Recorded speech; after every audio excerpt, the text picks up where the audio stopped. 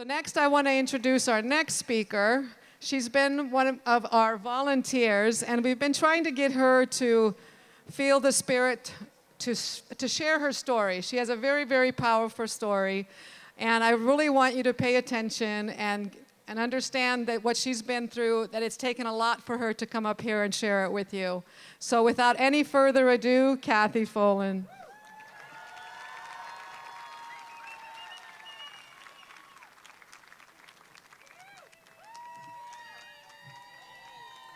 Choose life. This is my 17th Walk for Life West Coast with my family who's here with me today.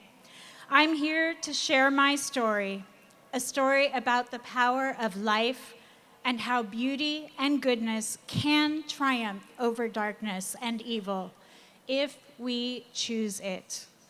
Here in San Francisco, during my junior year of college, I was raped by an acquaintance. I was so filled with shame, I didn't tell a soul. I tried to forget about it, but a month later, I was riddled with nausea for a few days and slowly realized I might be pregnant from that fateful night.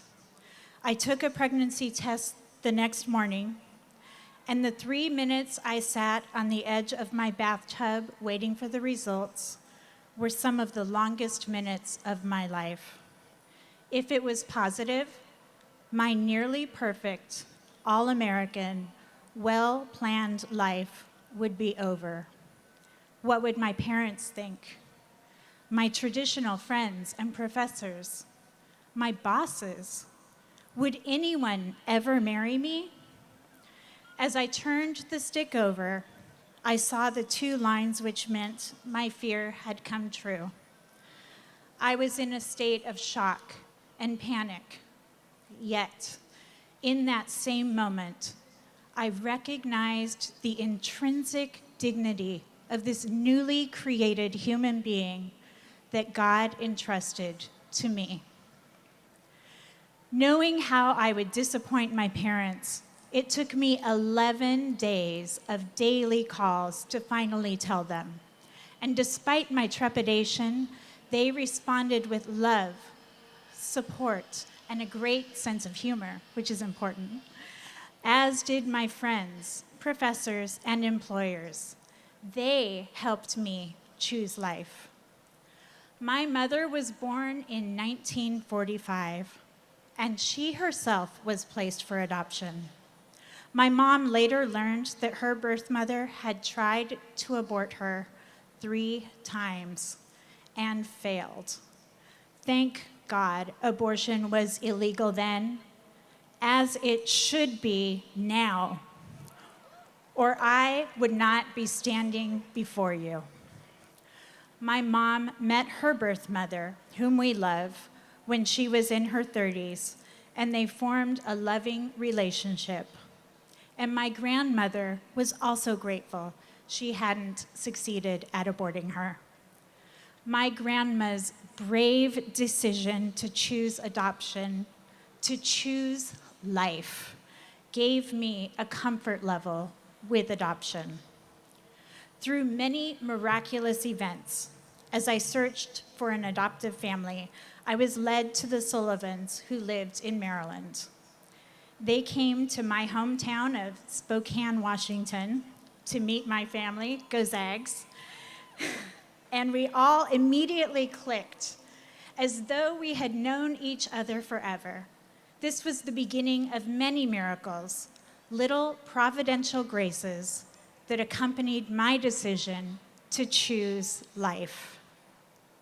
One example of this was the selection of my baby's name. Although Barry and Liz were in Maryland and I was in Spokane, we independently were inspired to name my baby Nathan, which means a gift from God. The Bible verse from Wisdom that claims, "From your womb I have called you by name," is true. God names each of us before we are born. I also knew that I was meant to be the vessel that brought him into this world, and they were meant to be his parents. God had a plan. He created life, and we needed to seek his plan and do it. Another example of the miracle of choosing life was the moment of Nathan's birth.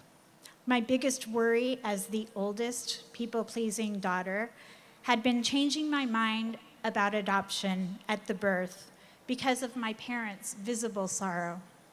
But when Nathan was born, my parents and I were completely at peace, a peace which could only have been from the Holy Spirit. I kept Nathan for 6 days at my adoption counselor's recommendation, and it was a beautiful experience. The Sullivans arrived and met him on day 3. We baptized him and had a handing over ceremony on day 4, where Barry and Liz welcomed all who were present into their family. One final example of God's miracles which flowed from choosing life was how God guided me after his adoption. I went back to college less than 2 months after his birth, and I visited the Sullivan family when Nathan was 10 months old. Seeing him with a family I could not yet provide, I knew then with 100% certainty that I had made the right decision for him. 2 weeks after I returned from that trip, and now completely at peace with my decision, I met the man of my dreams, who is now my husband of almost 25 years. He fell in love with me the instant he heard my story. He chose life. Barry once said that the reason our story has turned out so beautifully is that our trust in God and what has always been best for Nathan was at the core of our relationship. Nathan has an incredible resume, including Eagle Scout and National Merit Scholar. He inspired our boys to join the Boy Scouts so they could be just like their older brother, and now he is a successful businessman. While his CV is impressive, what is most important is the love he has for all who meet him and his willingness to help anyone at the drop of a hat. His faith is most important in his life, and he is a selfless, strong, great Catholic man and role model for our children. And he, too, fights for choosing life. His is definitely a life worth living, as is every life. Many people, even pro-life people, say that exceptions should be made in the case of rape. As a mother, this offends me so much. Why is his life worth any less than mine? Why should he be punished to death for the crime of another? He is an incredible human being who has blessed so many. Some say that I shouldn't have been forced to go through a pregnancy that was through no fault of my own. I say, choose life, because giving birth to him is what healed me. Giving birth to Nathan did not destroy my life, as the abortion side would like you to think is the only outcome, but gave reason to a painful experience. He is the beauty that came out of a very dark place. To kill him would have meant not only enduring the pain of rape, but the guilt and trauma of knowing my child died at my own hands. I chose to love this life that God created. I was empowered and strengthened by my experience, without which I would not be who I am today, nor would I have the incredible husband and thus children that I have been blessed with. If any of my children looked me in the eyes and asked if I would endure rape in order for them to exist, of course I would. It wouldn't be easy. It wasn't easy, but I would endure anything to give them life. That's what motherhood is. That's what love is. Love bears all things, believes all things, hopes all things, endures all things. Motherhood is not sacrificing the life of your child so that you can live the way you want, but sacrificing yourself so that your child can have the best life possible. When I look back over my life, I see the handwriting of God all over it. And it is so much more beautiful than I ever could have written on my own. The moment I looked at that positive pregnancy test and my life as I knew it flashed before me and I trembled with fear, I had no idea that 29 years later, I would be standing here today before you to share my awesome testimony of how powerful God has been in my life and that the grace that has surrounded us all. I had no idea that this baby would inspire and motivate my future children, that they would attend the same university in the town where he lives, where he watches over them and protects them as their relationship grows in love and respect and true brotherly friendship. How could I have known that my husband would choose me as his wife, not in spite of my story, but because of it? I had no idea that all our lives would turn out so beautifully.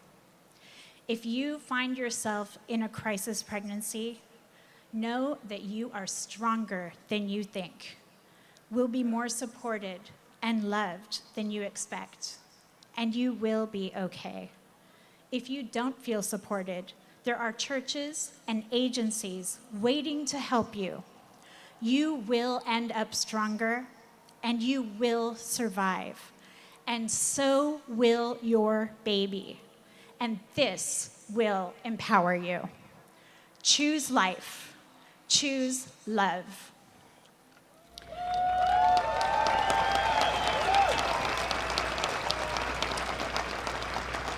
I chose life, and now I want you to meet the fruit of that choice. My son, who is truly a gift from God, Nathan.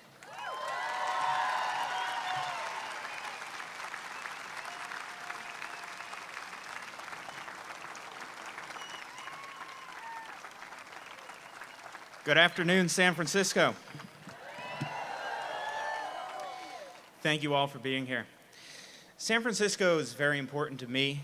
It's where my story began, and I'm truly honored and blessed to be able to speak to you all today. Often when you hear the pro-life, pro-abortion debate, what is disheartening is that even some of those who identify as pro-life will make a little exception. You've heard it before, I'm sure everyone here has. I am pro-life except in cases of rape. I want everyone to realize, especially the acceptors, that you're talking about me and everyone like me. Life is life, no exceptions. Life is a gift, no exceptions. Life is precious, no exceptions. How I was conceived doesn't define who I am.